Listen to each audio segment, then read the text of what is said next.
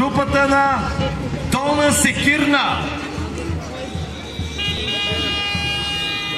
Сурвакарска група при Народно читалище Иво Войвода, село Долна Секирна, община Брезник, област Перник. Добре дошли!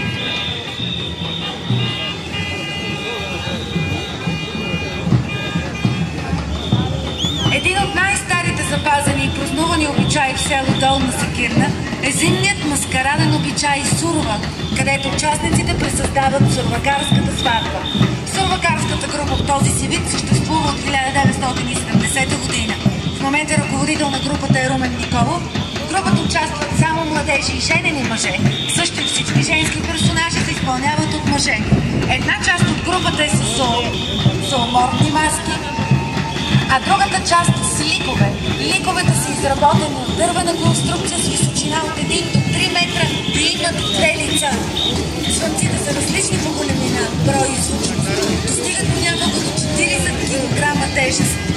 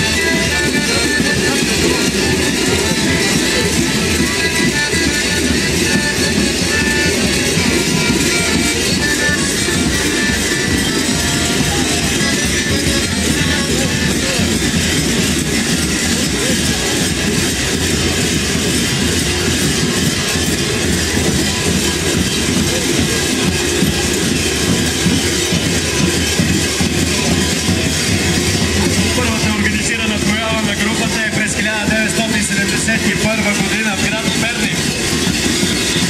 Има много участия в градовете София, Скопие, Враца, Благоевград, Габрово, Търговище, Момин Проход, Ямбол, Раковски, село Поменци, както и участия в чужбина. Столица Македония, Шабле, Хърватска, Словакия, Италия, Дания, Турция. Сурвакарската група от село Долна Секирна е носител на множество награди